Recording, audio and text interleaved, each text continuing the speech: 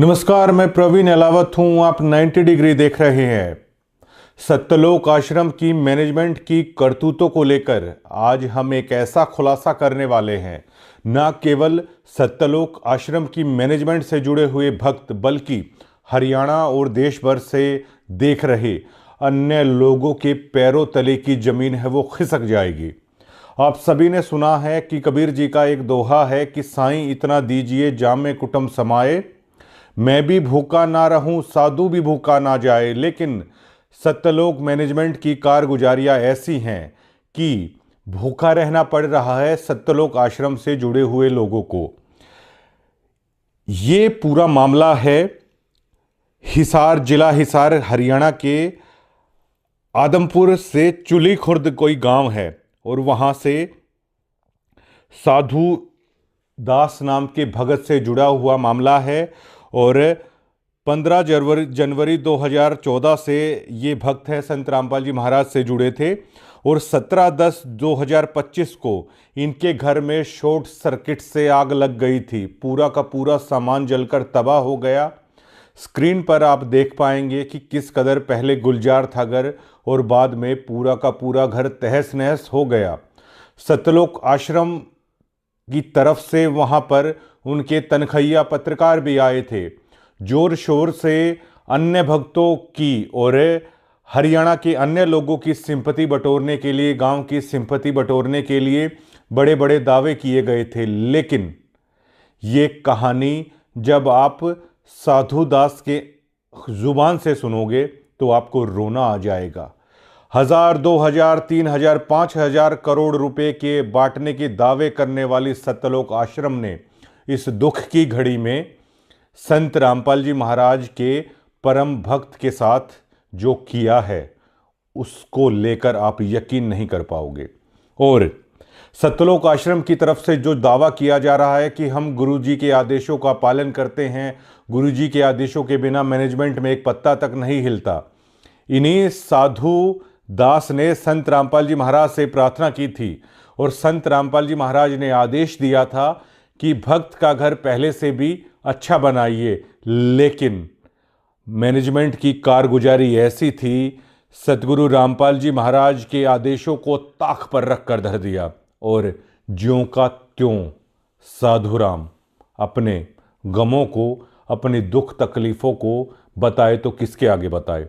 अब गांव वाले साधुराम का मजाक उड़ा रहे हैं कि आपके गुरुजी के बारे में दावे किए जा रहे हैं, हजारों करोड़ों रुपए की राहत सामग्री दे रहे हैं, घर बनवा रहे हैं, आप तो इतने पुराने डिब्यूटी हैं, आपका क्यों नहीं हुआ।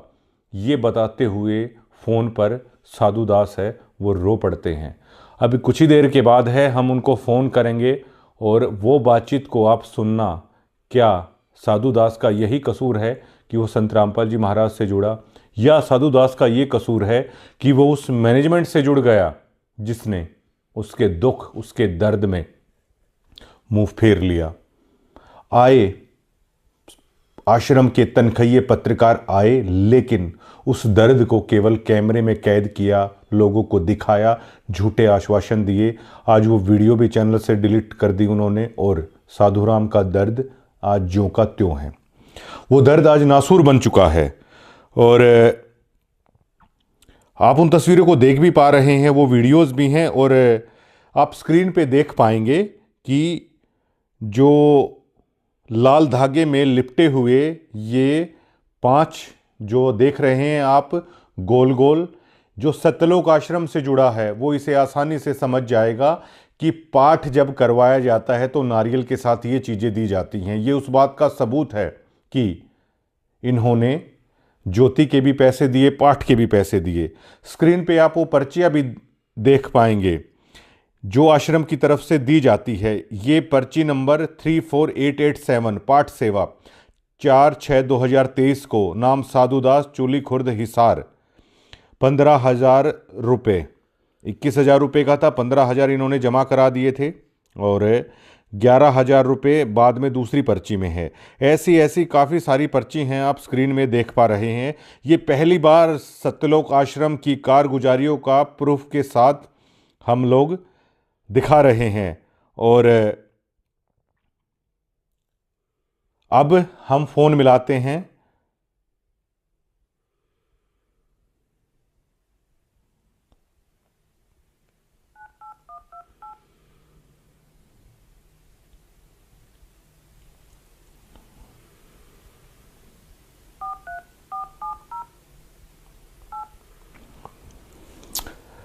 आप सिहर उठेंगे साधुदास की ये कहानी सुनकर।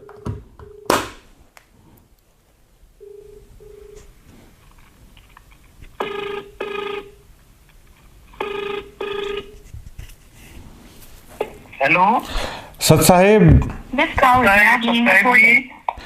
अच्छा, आप आदमपुर चुली खुर्द से साधुदास बोल रहे हैं जी? हाँ जी।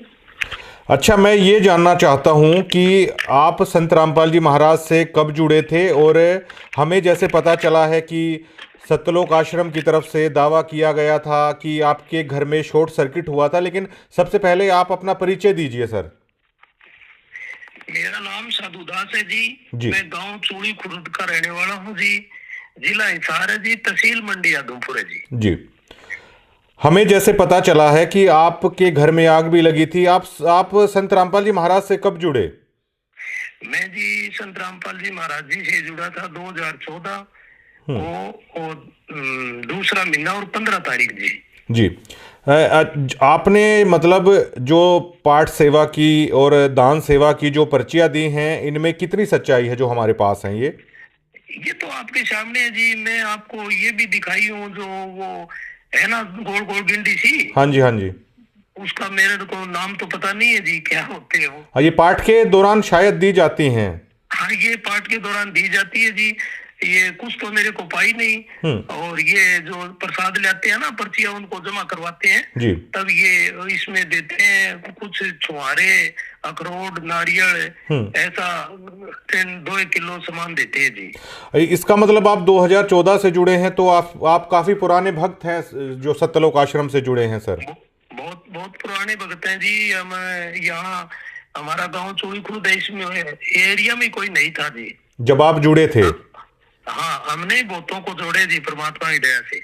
आपने दान भी किया, आपने और लोगों को भी जोड़ा परमार्थ के रास्ते पे, परमात्मा के रास्ते पे।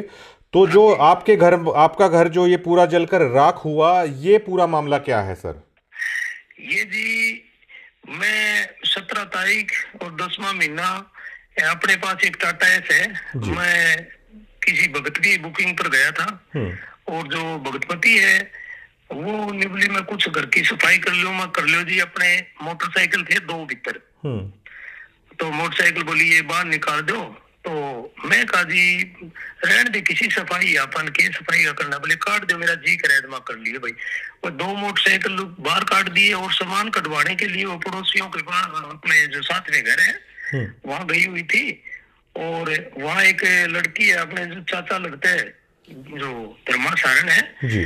तो वह बोली के भाभी जी मैं कटवा दूंगी, आप 2 मिनट में बैठ जाओ, मैं कपड़े धो लूं। तो पीछे से कोई शॉर्ट सर्किट से आग लग गई। वो वहां बैठी थी, मैं बुकिंग पर गया हुआ था। आग लगने के बाद पड़ोसी बाज के आए, बोला भक्तों क्या कर रहे हो भाई? तो आपका धुआं निकला, घरे कोई आई नहीं। ये पड़ोसियों की जारी थी। जब फिर पता चला, हमारे गांव के सरपंच साहब, उनका आमी सामी घर है हमारा जी गली में ही, तो वो भी घर पर नहीं था। उसको मेरे को तो बताया गया कि भी जो वो सरपंच के घरवाली है, उन्होंने फोन किया। वो गांव चूड़ी में गया हुआ था। वो अंता रास्ते में ही आते आते फायर ब्रिगेड को फोन किया। फिर गांव वाले इकट्ठे हो गए, गांव वालों का भलाओ, पड़ोसियों का। उन्होंने मान लिया जल तो गया, फिर भी उन्होंने कुछ सामान जो बैटरी है और ये जल्दी जलती आग में ही काटे थे। जो आपका जो आशियाना है, मतलब पूरी तरीके से जलकर राख हुआ, उस वीडियो में भी साफ साफ उस फोटोज में हम देख सकते हैं। बिल्कुल जल के नष्ट हो गया जी। अच्छा, अब मुझे जहां तक पता चला है, क्या इसको लेकर आपने संत रामपाल जी महाराज से ये अरदास की थी घर के लिए, और क्या उन्होंने आदेश दिया था मैनेजमेंट को कि ऐसे ऐसे भक्त का घर जो जला है वो बनवा देना चाहिए? वो मैनेजमेंट ने उस आदेश का पालन नहीं किया। इसके बारे में कितनी सच्चाई है इन दावों में? देखो जी, मैंने पहले तो गुरुजी से बात नहीं की। पहले मैं जो ये गांव में पाइप देते हैं ना, हाँ, उनको पाइप पाइप दीवाने गया था आग लगने से पहले जी। गांव चोड़ी कला में जी। ठीक है जी। और ये आग लगने के बाद में फिर मैंने सोचा अभी गुरुजी सबका ही कर रहे हैं, कोई पाइप देनी है, किसका मकान बनवाना है, तो अपना घर जल गया, गुरुजियों से बात कर लें या प्रार्थना लिख के भेज दें। तो मैं गया था बरवाड़ा जी और सरपंच साहब भी मेरे साथ गए थे।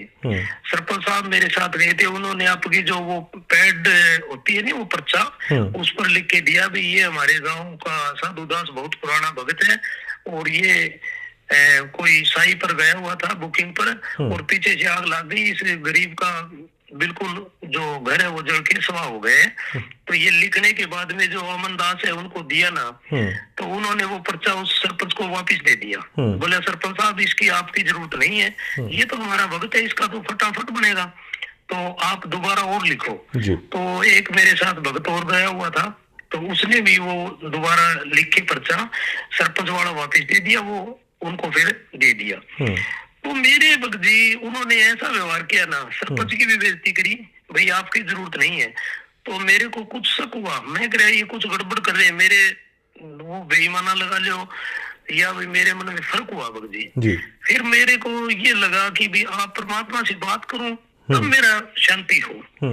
तो भगत जी मैंने गुरुजियों से वहां जाके कुछ ये अन्नपूर्णा मुहिम का जो मकान बनते वो काम चल रहा था। मेरे को किसी भक्त ने बताया कि 4 बजे फोन आएगा, ये इस बात का मेरे को भी पता है, क्यों हम जाते थे, ये लोगों के जो मकान बनते हैं वह हम फ्री में ही काम करवाते थे भगत जी, और साथ में गाड़ी भी ले जाते थे। तो भगत जी वहां गए, वहां मैं प्रिंकल दास है उसको मैं बताया भगत जी ये बात होगी, उनको पता तो था ही। तो बोले भगत जी कोई बात नहीं, गुरुजियों से बात कर लो। वो इतनी बार में भगत जी गुरुजियों का फोन आ गया जी। मैंने कहा परमात्मा ये बात हो गई, दास का सारा घर जल गया और भगतमती रो रही है। बोला बेटा जान बची तो लाखों पाए, फिर क्या बात हुई, कोई बात तो नहीं, परमात्मा की भक्ति करो। और प्रिंकल भाई यूं काम कर बेटा, भगत का पहले से घर बढ़िया बना दे और जो जले वो सामान पहले से ज्यादा कर दो जी। अरे बेटा क्यों घबराओ, घर पहले से ठाठा भर देंगे। वहां से मैं आ गया भगत जी। आने के बाद में वो फतेहाबाद जिला है, वो प्रिंकल दास ने हिसार ये कोऑर्डिनेटर है कि मेरे को तो पता नहीं, मनोज दास इसके पास वो जो वीडियो रिकॉर्ड है वो सेंड कर दी जी। मैं बोला भगत जी ये तो पहले इनको पता है, ये तो संभाल ही नहीं रहे। बोले आप इनसे बात करना। तो मैं मनोज ने मैं कह रहा भाई एक बात अभी आगे तो देखो, आ रही यार आए नहीं आप हमारे घर में। बोला भाई साहब टाइम नहीं लगेगा, टाइम लगेगा तब आ जाएंगे। मनोज दास जो महाराज जी के छोटे बेटे हैं वो नहीं, जो मनोज है सीसा का। अच्छा सीसा, शायद गुरुजी के लड़के नहीं ये। और अमन दास इसको मैं जानता नहीं, ये रोहतक के कहाँ के है। हाँ हरियाणा कोऑर्डिनेटर है अमन दास, हरियाणा कोऑर्डिनेटर। तो इन के बाद दूसरे या तीसरे दिन मैंने फोन कराया भगत जी, तो इन्होंने जवाब दिया कि गुरुजी ने कहा कि रामजादा ऐसे ही करता है, इसका कोई जरूरत नहीं है। मैं बोला भगत जी ऐसी बात, गुरुजी भगवान है वो, उन्होंने मैं बात करी तब उन्होंने ये बात कही, तो दोबारा ऐसी बात नहीं बोलेंगे वो जी। और बोले आपके पास तो मोटरसाइकिल है, टाटा हैस है। तो मैं बोले भाई ये किस्तों की है, जो भी मैं साधन ले आया हूँ, मैं आश्रम में फोन किया हूँ, फोन करवाने के बाद में 25,000 रुपए पाट के दिए मैं हर साधन के, और इनकी किस्त भी भरता हूँ। मेरे परमात्मा की दया से सब कुछ है, लेकिन अब मेरे यह जो झोपड़ी है इसमें आग लग गई। मैं आपसे ये नहीं कह रहा मेरे पास साधन नहीं, साधन है ही, गुरुजी ने साधनों भी तो नहीं किया ना। अच्छा इन्होंने ये कहा कि गुरुजी ने कहा है कि ये हरामजादा तो इसी तरह करता रहता है। हाँ ये बात कही है, और जबकि मैं जेल में भी मेरी गुरुजियों से बात हुई है, मेरे बहुत लाड करे भगत जी। गुरुजी को लेकर तो शायद कोई यकीन ना करे कि संत रामपाल जी महाराज भी कभी ऐसा बोल सकते हैं। नहीं भगत जी, गुरुजी कह नहीं सकते ऐसे जी। गुरुजी अंतर्यामी है, मेरे को ये भी पता है भगत जी कि जो गुरुजी ने कहा नहीं कि बेटा तेरा जाओ भी प्रिंकल दास इसका पहले से ज्यादा घर भर दो और बेटा घबराने की जरूरत नहीं। तो मेरे को ये भी विश्वास है इन्होंने तो जो चाल चलाई है वो चल गई, पर बाकी भगत जी मालिक तो करेंगे। तो जब और इन्होंने क्या क्या इस मुद्दे पर आगे आप बता रहे थे उसे कंटिन्यू कीजिए।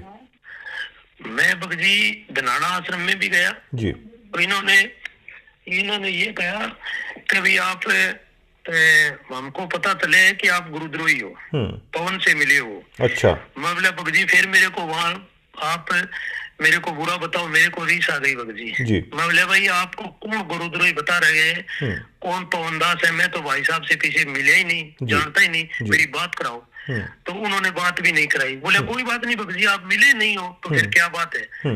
बोले आप परमात्मा से माफी मांगो। मैं किस चीज की माफी मांगू बताओ। परमात्मा से 100 बार मांगू, मेरा ही घर जला, मैं क्या किस चीज की माफी मांगू। माफी मांगो आप, मेरी परमात्मा से बात हुई है या मेरी दोबारा बात कराओ, मेरी संतुष्टि हुई जी। तो इन्होंने भगत जी ये बात नहीं की। तो मैंने ये जो पर्चियों वाली दान वाली बात है, मैं आज तक हमारे गांव में आगे पता कर लो, किसी को नहीं बताई थी। मैंने तो ये जो शब्द लिया हूँ यही कहा हूँ कि ये परमात्मा संत रामपाल जी महाराज ने दिया। आज भी पूछोगे तो आपको गांव में एरिया में यही बताएंगे।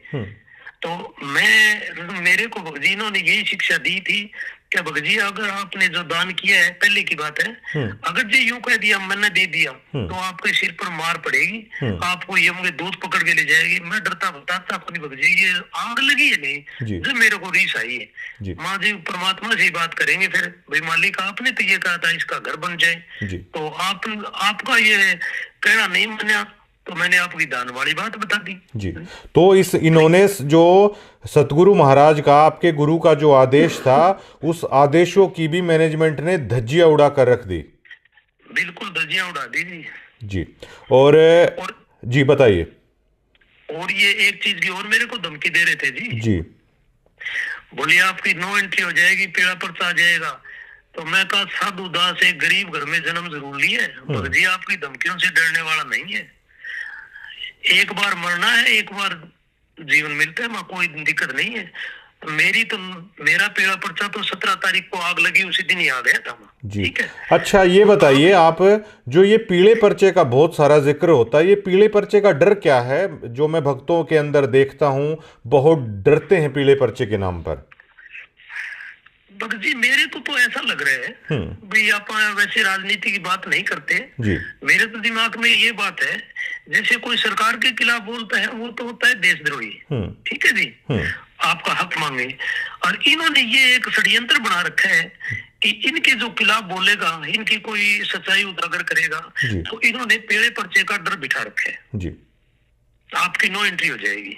उस नो एंट्री के बाद मतलब क्या फर्क पड़ता है आप लोगों पर? ये कहते हैं आश्रम में नहीं आने देंगे जी। अच्छा साधुदास जी मुझे ये बताइए कि हरियाणा में हर कोई आदमी जानता है कि अगर एक आपके पास छोटा हाथी का बच्चा वगैरह आप चलाते हो क्या? हाँ जी, ये अपने किस्तों पर है। अच्छा किस्तों पर है। अच्छा ये बताइए कि हरियाणा में हर आदमी जानता है कि मतलब आप अपना दिहाड़ी मजदूरी एक तरीके से करके अपना पेट पाल रहे हैं।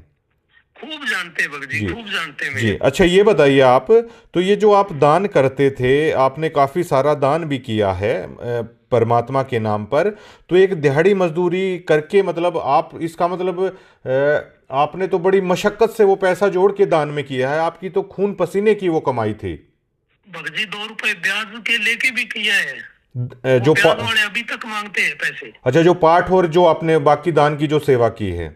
हाँ भगत जी इन्होंने ये शिक्षा दी थी जी कि एक हिसार के अंदर ऑटो वाला है। अच्छा। ऑटो वाले का जो किस्तों का जो लोन था वो पूरा हो गया, उसने दोबारा लोन लेके इकट्ठे आश्रम में 2 लाख रुपए दे दिए, ऑटो चलाता है वो। तो आप क्या नहीं कर सकते भगत जी? देखो कि ये ऐसी प्रेरणा करते हैं भक्तों के अंदर जी। ये कौन करता है ऐसे? ये भगत जी ये भक्तों में फैलाते हैं बात। अच्छा। भक्तों के अंदर जिक्र करते हैं और वो फिर एक दूसरे के आगे करते हैं। मैं तो समझ गया भगत जी, क्या पता ये आग कोई भलाई नहीं लगी हमारे। और भगत जी आप यहाँ आके पता करोगे नहीं जी, तो आपको दोनों गांव में, हमारा गांव चूड़ी कला और खुर्द साथ में मिलता है ये जी। सरपंच 2 है, पंचायत 2 है इनकी। बाकी आप आगे पूछोगे नहीं तो आपको ये बताएगी भी ये बहुत पुराना कट्टर भगत है जी। हाँ वो तो आपसे बात करके भी लग रहा है, और आपने जो चीज़ें प्रोवाइड कराई हैं वो उसके पुख्ता सबूत हैं। अच्छा ये बताइए कि जो सतलोक आश्रम में जो लोग दान कर रहे हैं, आप दान के प्रति इतने जागरूक हैं, ये इतना दान आप मेहनत मजदूरी करके या ब्याज पे भी उठा के, ये किस प्रेरणा से मतलब आप लोग करते हैं?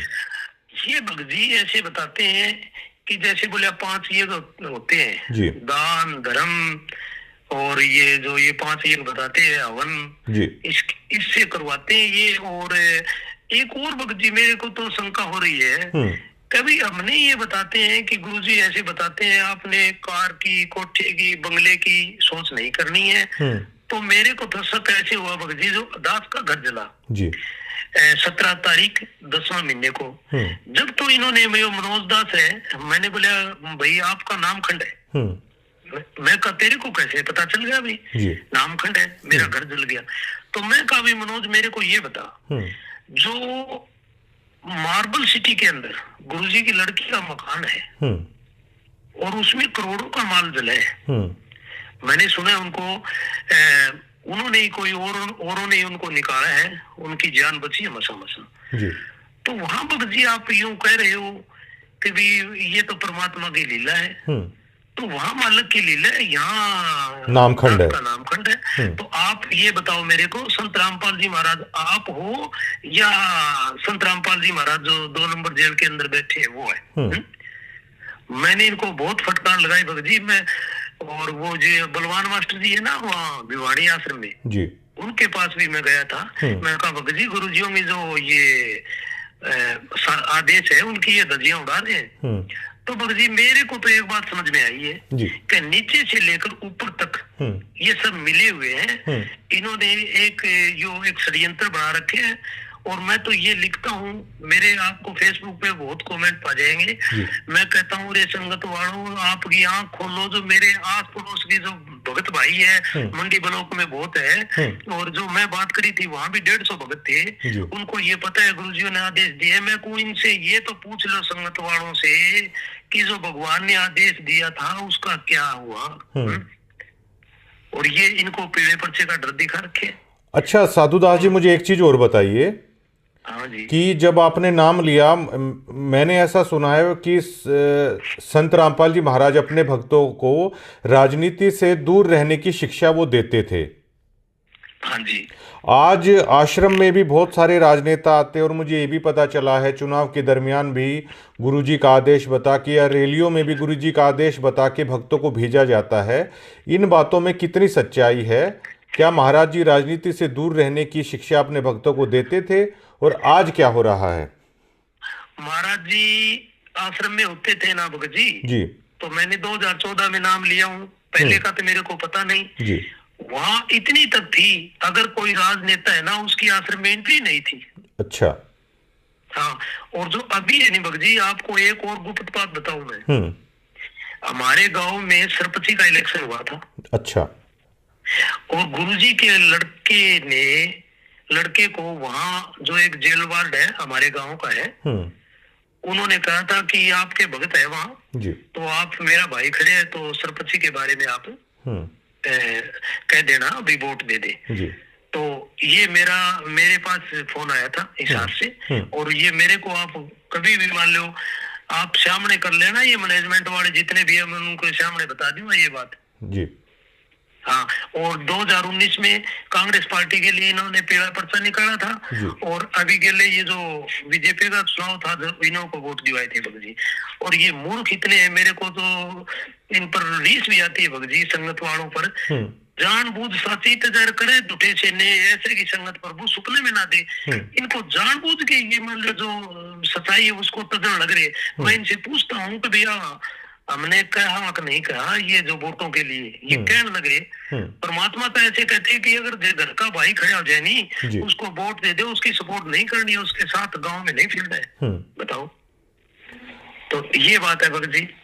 और क्या हमें ऐसा पता चला है कि जो समाज है वो आपको ताने देता है, आपके गांव के आसपास के लोग, कि आपके आश्रम वाले तो दावा कर रहे हैं कि इतने लोगों के घर बना दिए, हजारों करोड़ की राहत दे दी, आपका घर जलकर राख हुआ, आपका क्या हुआ? क्या आप लोगों को इस तरह के ताने दिए जाते हैं?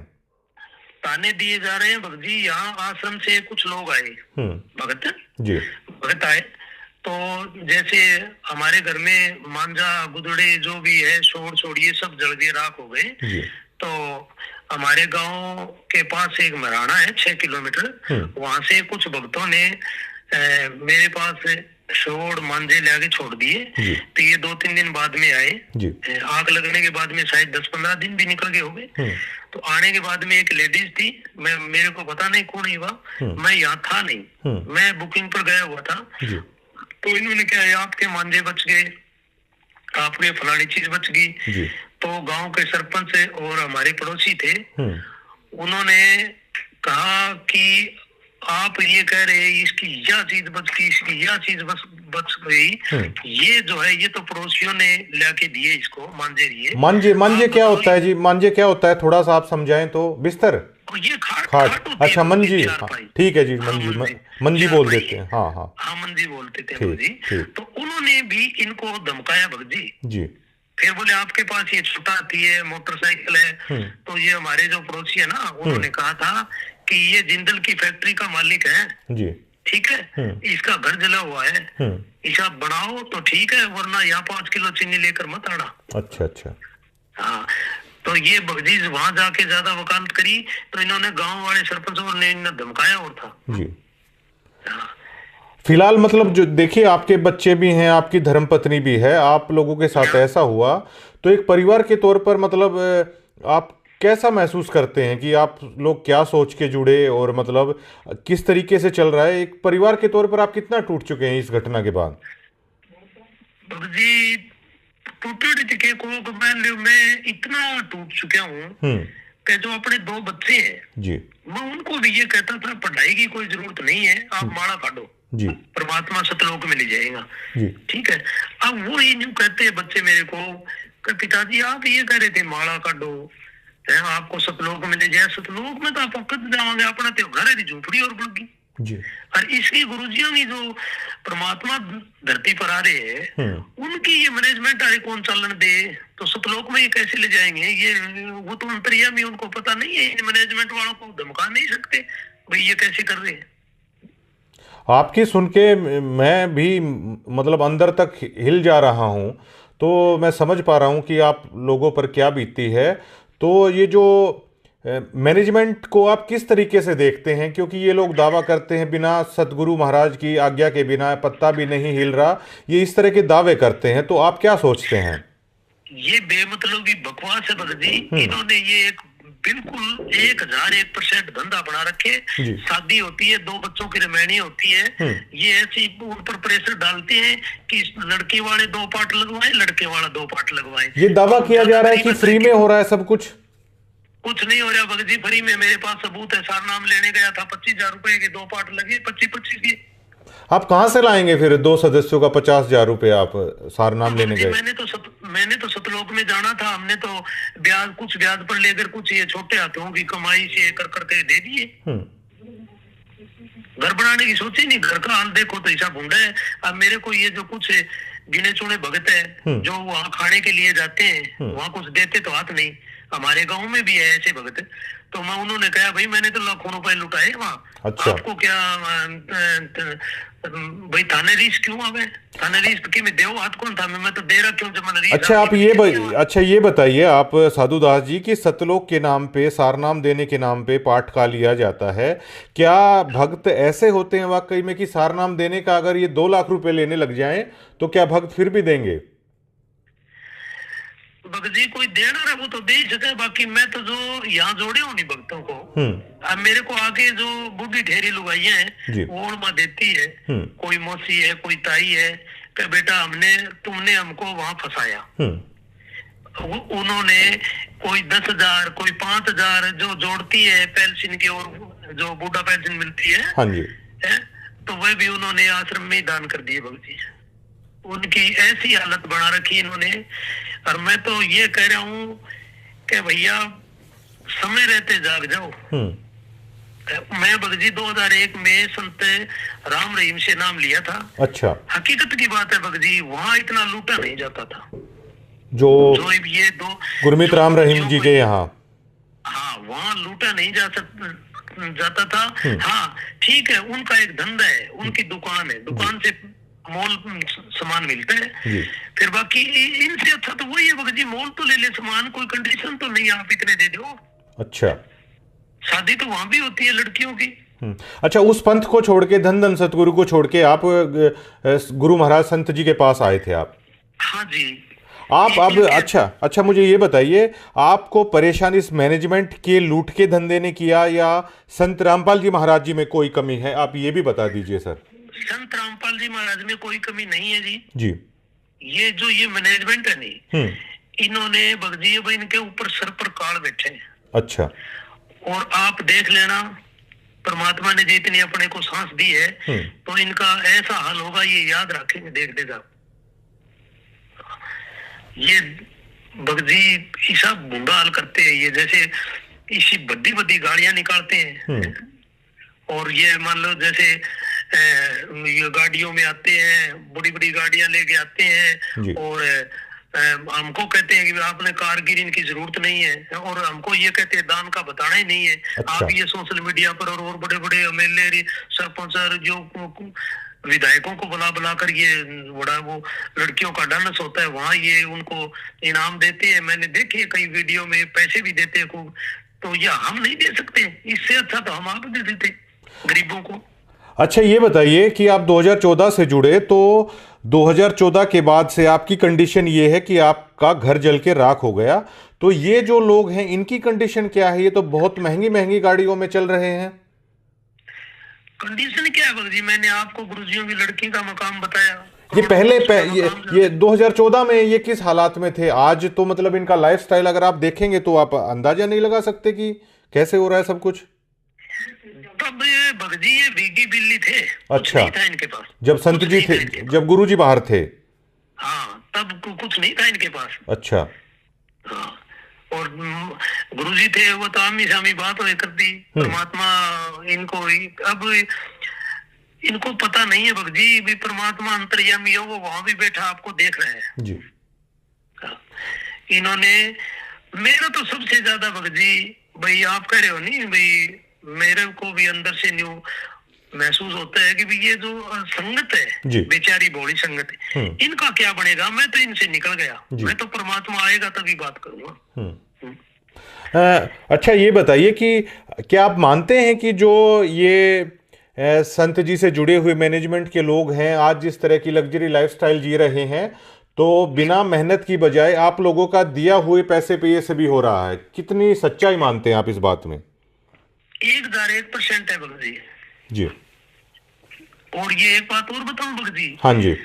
ये झूठा दावा करते हैं कि भी जो संत रामपाल जी महाराज के जो ये बेटा बेटी है, ये किसानों के खेत में बैठे हैं और जो अब बाढ़ के टाइम आते हैं, ये बिल्कुल झूठी बातें हैं। ये कुछ हासिल करना चाहते हैं, मेरे को तो पता नहीं, या राजनीति में आते होंगे।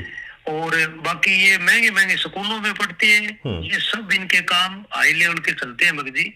ये लोग दिखावा करने के लिए आते हैं। और बाकी जैसे ये अन्नपूर्णा मुहिम के द्वारा मकाम बनते हैं, ये अगर इनको फोटो बनवानी होती हो तो एक एक चक ले गए, और वरना ये तो हाथ ही नहीं लगाते जी।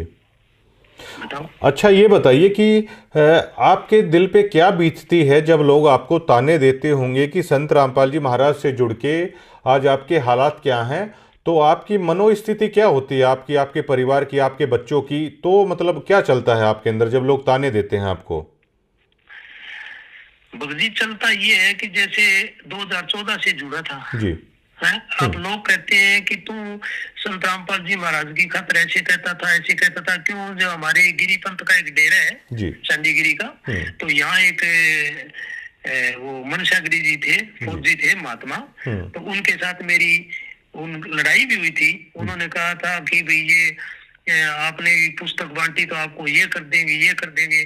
तो उनके साथ मेरी खूब लड़ाई हुई थी। उन्होंने कई दिन से वो गाना भी चलाया था जो वो वहाँ केदारनाथ में बाढ़ आई थी ना, लोग मरे थे। हाँ। उसके नाम पे और गुरुजियों के नाम पर उसके वो सेम गाना निकाला था। हाँ।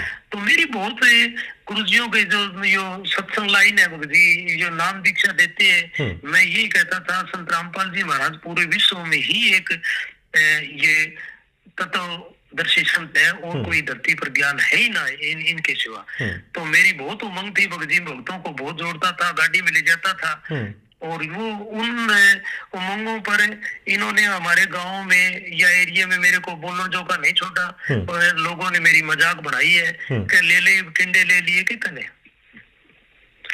मैं एक भी उनको कहूँ भाई गुरुजी ठीक है, ये कर रहे हैं गलत सारा गुरुजी। जी, तो इन लोगों का कहाँ ठिकाना बनेगा जब आप जैसे श्रद्धावान की श्रद्धा को इन्होंने तहस नहस कर दिया? क्या मानते हैं आप?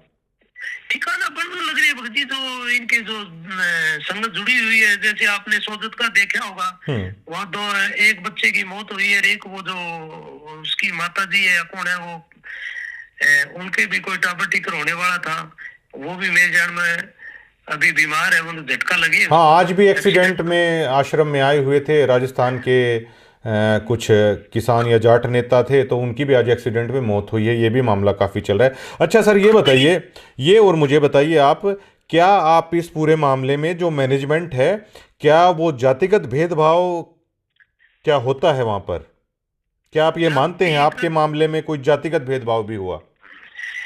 जातिगत भेदभाव जी, जैसे इनको हमारे जो घर है ना, हाँ जी, इनको पता चला कि भी ये एक दानक समाज से, दानक जाति से बिलोंग करता है जी, तो इन्होंने उस परमात्मा के आदेश को ही खारिज कर दिया इन्होंने। सिर्फ इसलिए कि जातिगत आधार पर आप मानते हैं? बिल्कुल करते हैं भक्त जी, परमात्मा के बच्चे हैं, झूठ नहीं बोलते। तो और जो एक और बात बताऊं भक्त जी, हाँ जी, हाँ जी, जैसे फतेहाबाद एरिया में मकाम बनते हैं, जी, हिसार जिले में मकाम बनते हैं, जी, जो गुरुजियों के लिए इतने गंदी भाषा बोले, जिन्होंने बाठे मारे, हाँ, उन्हीं लोगों के ये मकान बनाते हैं, क्योंकि उनका एरिया है, ये कोऑर्डिनेटर है या कोई सरपंच के कहने से उनकी जान पहचान वालों के मकान बनाते हैं। मैं आप खुद सेवा में गया हुआ हूँ, अभी मेरे को जब तो मेरे आंखों के आगे पट्टी बंधी हुई थी, हाँ, और अपना खुद का घर जाए तब मेरी ये आंखों की पट्टी खुली है भगत जी। तो परमात्मा तो कहते हैं कि वो जो परमात्मा होगा, पूर्ण संत होगा, वो समदृष्टि रखेगा, वो चाहे जातिगत हो चाहे धार्मिक हो, किसी के साथ भेदभाव नहीं करेगा। तो क्या ये उससे उलट चल रहे हैं? ये समदृष्टि किमी को रखा भगत जी, कुछ ही समदृष्टि को नहीं इनकी जे, इनका जे मैं बताऊं कि थाना, अब जैसे हमारी ये वीडियो आई है जी, अब और भी आएगी, मैं रुकने वाला नहीं हूँ जी, इनका जोर चल ले तो ये गोली मार दे, समदृष्टि से क्या नहीं रखा, ये गरीब ने खा जा दिए। आश्रम के ऊपर जो संत महाराज जी की फोटो है, उसके ऊपर लिखा हुआ है कि धानक रूप रहा करतार। भगत जी, ये जो परमात्मा है नहीं, उस पर तो लिख रखे ये धानक रूप रहा करतार। हाँ, ये ऐसा नहीं मानते हैं। ये जो पहले हमने अंग्रेजों का जो वो राज था, ये मुगलों का बोलते हैं ना, ये उससे गए गुजरे हैं ये लोग, जो मैनेजमेंट वाले हैं। हाँ, ये उनसे भी गए गुजरे हैं। मैं तो अब इनको मिलाकर देखे नहीं तो इनसे जो अंग्रेज लोग थे ना, वो बहुत अच्छे थे। ये सुनने में है, हमने तो देखा नहीं, पर बाकी जो ये मेरे साथ बीती है नहीं, मेरे को तो तब पता चलेगा। अच्छा सर, ये बताइए कि जो आज आपके साथ हमारी बातचीत हो रही है, अब आप बीती बता रहे हो, तो इसमें मैं समझ सकता हूँ कि मैं वीडियोस बना रहा हूँ, संपर्क हुआ, हम जानते नहीं एक दूसरे को। क्या इससे पहले आपने, क्या वहाँ के जो स्थानीय पत्रकार हैं, आपने किसी से ये आप बीती आपने क्या बताने की कोशिश की? बताइए जी, जो हमारे यहाँ रमेश ढाका है, यहाँ आया था। हाँ, रमेश ढाका आया था यहाँ, पत्रकारिता करके सारी चीज देख के गया था। वो आपके पास मैं वीडियो भी भेज दूंगा थोड़ी। और उनको ये जो आश्रम वाले हैं, उनको पैसा दे दिया और वो चीज को दबा दी, उनने अपने चैनल से डिलीट कर दी। अच्छा, जो वीडियोस आपकी बना के लेके गए थे? हाँ, बना के ले गए। उन्होंने कह दिया आश्रम वालों ने कि भाई ये वीडियो हटा दे, हमने कुछ देना लेना तो है ही नहीं जी। तो हाँ, उसको पैसा दिए, ये वक्त जी कुछ न कुछ दिए जी, सदी वो गीत गाता फिरता है जी। तो आपका बहुत बहुत शुक्रिया, और जल्द ही एक वीडियो इंटरव्यू भी है आपके साथ, हम कोशिश करेंगे कि आपको मतलब वीडियो इंटरव्यू भी हम लोग करें। बिल्कुल भगत जी, परमात्मा की दया से गरीब घर में जरूर है, हाँ जी, पर हम डरने वाले नहीं है जी, मरना एक ही दिन है जी। और ठीक है, और मैंने आप जैसे भक्तों से ही सुना है कि संत वजन कभी खाली नहीं जाता। जो गुरु महाराज जी ने आपको कहा था कि वो घर पहले से भी बेटर होगा, तो हम भी भरोसा करते हैं कि उनका वचन खाली नहीं जाएगा। हाँ, उस दिन के बाद भगत जी मेरा काम 4 गुना चलता है। परमात्मा की दया से बैठे तो बड़े हुए मकाम में, ये फिर एक दम तो जी पूर्ति कैसे पूरी हुई, जी। फिर वो तो मालिक है। अच्छा सर, ये बताइए कि जो फिलहाल आश्रम के अंदर है, बहुत सारे लोगों के साथ ऐसा हो रहा है, मुझे बताया है लोगों ने, और जो नए जुड़ना चाहते हैं उनके लिए आप क्या मैसेज देना चाहेंगे कि उन्हें क्या करना चाहिए? क्योंकि देखिए, ये जोड़ लेते हैं उस पुस्तक के द्वारा, उस वाणी के द्वारा आदमी जुड़ता है कि हाँ, ये ज्ञान बिल्कुल ठीक है, लेकिन वो जाएगा तो इन्हीं के आश्रमों में। तो आप क्या कहना चाहते हैं? भगत जी परमात्मा की दया से मैं तो यही कहना चाहता हूँ कि यहाँ जो जुड़ेगा ना, वो अभी तो पहले तो ये बुला फुसला के जुड़ाएंगे, फिर उसको दान दत्ते की बात करेंगे जी उनको आपको ही पता चल जाएगा इनके पास कुछ नहीं है जी। मैं तो कोई इनके आश्रमों में जाऊं ही ना, मेरे को तो मेरे पर तो बीती है भगत जी। अब आप क्या संत रामपाल जी महाराज की भक्ति आपका परिवार करता है क्या? संत रामपाल जी महाराज की जो नियम बताए नहीं गुरु जी ने, वो नियमों पर है, और हम आश्रम में नहीं जाते भगत जी। अब वहाँ जो टुकड़ा खाते हैं नहीं, वो ही हमें बस ऐसे लगता है कि ये इस गरीब का दान दिया हुआ है। क्यों भगत जी, मैं 2014 में जाता था ना, तब नेपाल से राजस्थान से भगत आते थे, उनके 2-2 फुट की लंगोटी होती थी और पुराने कपड़े होते थे भगत जी, और फिर भी वह दान देते थे भगत जी। तभी मेरे को ये लग रहा है कभी यहाँ इनका अन्न खाना भी गलत है। जी जी जी। हाँ, इनका जो अन्न खावा नहीं वो ही गलत है। और मैं तो ये कहूँ भाई, गरीब संगत, जाग जाओ जाग जाओ जाग जाओ, ठीक रहोगे, नहीं मारे जाओगे। आप देख लो धनाड़ा आश्रम की, आप पीछे सी की बात है भगत जी, एक हिसार के पास एक गांव है, उसका लड़का गया हुआ था, 17-18 साल का एक ही लड़का था, बीए में पढ़ता था वो, ठीक है भगत जी, और वहां दुर्घटना में मारा गया। तो परमात्मा तो ये कहते हैं ना कि भाई बाप से पहले बेटा नहीं मरता, तो इन्होंने मर्यादा सब भक्तों की खंड करवा रखी है जी, मर्यादा खंड करवा रखी है भगत जी, ऐसी मरण लग रही है भगत, और इनकी आंख कद खुलेगी पता नहीं मेरे को। बहुत बहुत शुक्रिया तमाम बातचीत करने के लिए जी हमारे साथ। ठीक है जी, सत साहिब जी।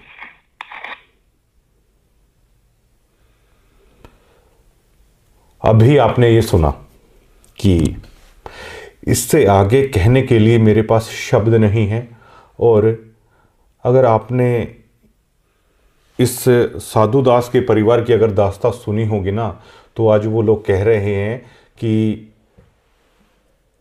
लोग उन्हें ताना देते हैं, और समाज के ताने हर पल हर दिन उस परिवार पर क्या गुजर रही होगी। और जो लोग कह रहे हैं कि कमेटी संत रामपाल जी महाराज के बिना तो कमेटी कुछ करती नहीं है, गुरु महाराज के आदेशों को भी ताक पर रख दिया। ये मैं नहीं कह रहा हूँ, 2014 से जो भक्त जुड़े हैं वो कह रहे हैं, और उन्होंने यहाँ तक कह दिया कि 2 रुपये सैकड़ा पर पैसे उठा के उन्होंने दान किया, और ये कह रहे हैं कि ये दान कुपात्रों को दे दिया गया, उनके पैसों पर मौज उड़ाई जा रही है। 2014 में जिनके हालात कुछ थे, आज वो लग्जरी गाड़ियों में घूम रहे हैं, आलीशान महल हैं उन लोगों के पास, लेकिन साधु दास जैसे लोगों के घर हैं वो जलकर राख हो गए। ये अकेले साधु दास की कहानी नहीं है, पता नहीं कितने ऐसे भक्त हैं जिनकी श्रद्धा को, जिनके अरमानों को रौंद दिया गया मैनेजमेंट ने, और जिनके सपने, जिनकी श्रद्धा जलकर राख हो गई।